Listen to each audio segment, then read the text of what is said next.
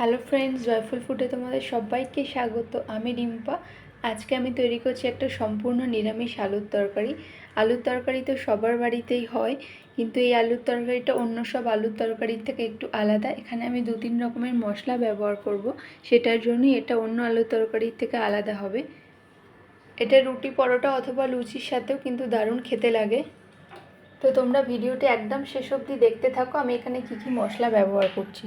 এখানে আমি 4টে বড় সাইজের আলু নিয়ে নিয়েছি। আলুগুলোকে মধ্যিখান থেকে কেটে জলে রেখে তারপর সামান্য একটু নুন দিয়ে প্রেসার কুকারে আমি সিদ্ধ করতে বসিয়ে দিয়ে এসেছি।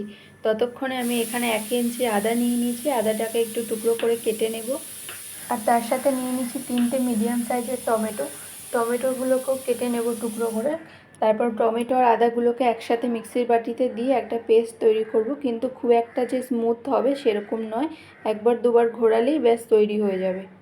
আর তোমাদের কাছে রিকোয়েস্ট রইল, যারা নতুন দেখছো আমার চ্যানেলটিকে সাবস্ক্রাইব করে নিও প্লিজ। আর পাশে থাকা বেল আইকনটিকেও প্রেস করে দিও, যাতে নোটিফিকেশান তোমাদের কাছে পৌঁছে যায় আমি যখনই ভিডিও আপলোড করব।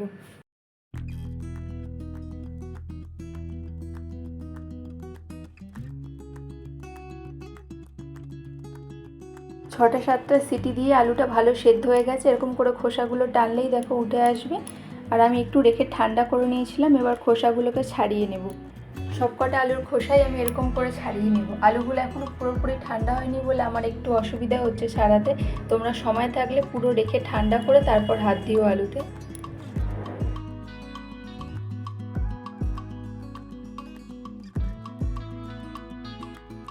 এগুলোকে কিন্তু আমি ছুরি দিয়ে কাটবো না, এটা আমি হাত দিয়ে ভেঙে নেব। তার জন্য ছোট বড় বিভিন্ন রকমের সাইজের টুকরো হবে, এরকম করে হাত দিয়ে ভেঙে নিও। এই আলুর তরকারিটা এরকম ভেঙেই করে, ছুরি দিয়ে কাটার দরকার নেই। আর আলুগুলো কত ভালো সেদ্ধ হয়ে গেছে, তার জন্য রান্নাটা হতেও এরপরে আর বেশি সময় লাগবে না। সেদ্ধ করা থাকলে খুবই ঝটপট হয়ে যাবে।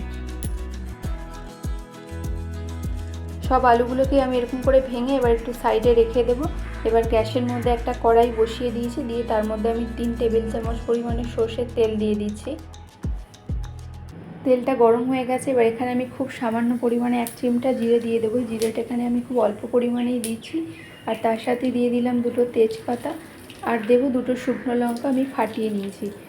এবার এটাকে একটু ফ্লেভারটা বেরিয়ে আসতে অবধি সময় নেব, 2-1 সেকেন্ড। তারপর আমি দিয়ে দিচ্ছি 1/3 টিস্পুন হিং। যেহেতু নিরামিষ রান্না, হিংটা দিলে টেস্ট ভালো আসবে। আর ওই তেলের মধ্যেই দিয়ে দিচ্ছি আমি 1/2 টিস্পুন হলুদ গুঁড়ো আর 1/2 টিস্পুন লঙ্কার গুঁড়ো, এতে কালারটা ভালো আসবে। এই রান্নার ছোটো ছোটো টিপসগুলো কিন্তু আমি আমার শাশুড়ি মায়ের থেকে শিখেছি, আর এই রেসিপিটাও ওনার থেকেই শেখা। এই রান্নাটা আমাদের বাড়িতে প্রায় দিনই হয়। এই আলু তরকারিটা খেতে দারুণ টেস্টি, তোমাদেরকে আগেই বলেছি। তো এবার মশলাটাকে কষাতে হবে।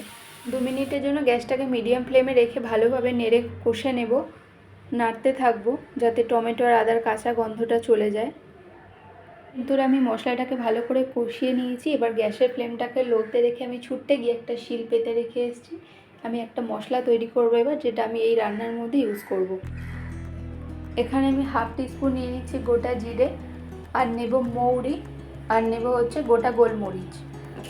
মশলাটাকে আমি শিলেই বেটে নেব, কেননা মশলাটার পরিমাণ যেহেতু খুব সামান্য, এরকম করে মিক্সিতে দিলে অনেকটা সময় লাগে, অল্প মশলা হতে চায় না, তার জন্য আমি শিলেই বাটছি। তোমাদের যদি মশলার পরিমাণটা বেশি হয়, মানে আলু যদি বেশি পরিমাণে করো, তাহলে মশলার পরিমাণটা অবশ্যই বাড়াবে, সেক্ষেত্রে একটু মিক্সিতেও দিয়ে দিতে পারো। আর মশলাটাকে দেখো এরকম আধ ভাঙা করে বেটেছি। এবার আমি গ্যাসের পাশের ওভেনটার মধ্যে একটা তড়কা প্যান বসিয়ে দিয়ে ওর মধ্যে 1 চা চামচ পরিমাণে কাসুরি মেথি দিয়ে একটুখানি এরকম নেড়ে ড্রাই রোস্ট করে নিচ্ছি। ওই কষিয়ে রাখা মশলাটার মধ্যে আমি দিয়ে দিচ্ছি 1/2 টিস্পুন ধনের গুঁড়ো, আর তার সাথে স্বাদ মতো নুন দিয়ে দেব।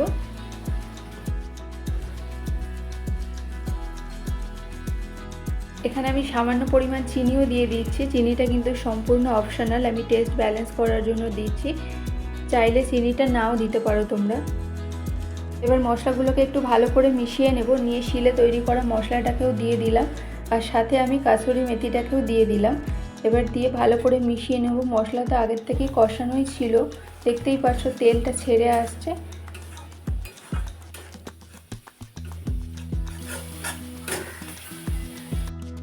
আমি বড় কাপের 1 কাপ পরিমাণে জল দিয়ে দিচ্ছি। জলটা অবশ্যই তোমরা তোমাদের নিজেদের প্রয়োজন মতো দেবে। আলু যেহেতু আগের থেকেই সিদ্ধ হয়ে আছে, তাই আলু সিদ্ধ হওয়ার মতো কিছু নেই, শুধু মশলাগুলোর সাথে মিশবে, সেরকম বুঝে জলটা দেবে। তবে আলু যেহেতু সিদ্ধ করা আছে, আলুতেও কিন্তু কিছুটা ঝোল টেনে নেবে, সেই বুঝে জলটা দেবে। আর এই তরকারিটা একটু ঝোল থাকলেও কিন্তু ভালো হয়। ঝোলটা সবে ফুটতে শুরু করেছে, ঠিক এরকম সময় আমি ভেঙে রাখা আলুর টুকরোগুলোকেও দিয়ে দিলাম, দিয়ে একটু ভালো করে মিশিয়ে নেব। আমার আর একটা মশলা দিতে বাকি আছে, কিন্তু সেটা গরম মশলা নয়।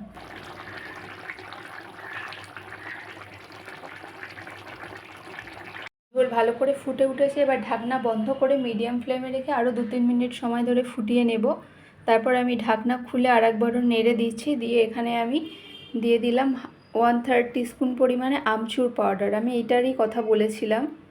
আর তার সাথে দিয়ে দিচ্ছি খুব অল্প পরিমাণে ধনেপাতা কুচি, দিয়ে গ্যাসের ফ্লেমটা একদম আস্তে করে রেখে 2 মিনিট ঢাকা দিয়ে রেখেই আমি বন্ধ করে দেবো। তাহলে তৈরি হয়ে গেল আমার নিরামিষ আলুর তরকারি। আমি এই নিরামিষ তরকারিটা লুচির সাথে সার্ভ করেছি।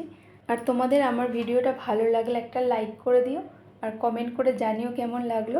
তোমরা সকলেই খুব ভালো থেকো, সুস্থ থেকো। আমি চলে আসবো আবার একটা নতুন রেসিপি নিয়ে। পুরো ভিডিওটা শেষ অবধি দেখার জন্য ধন্যবাদ।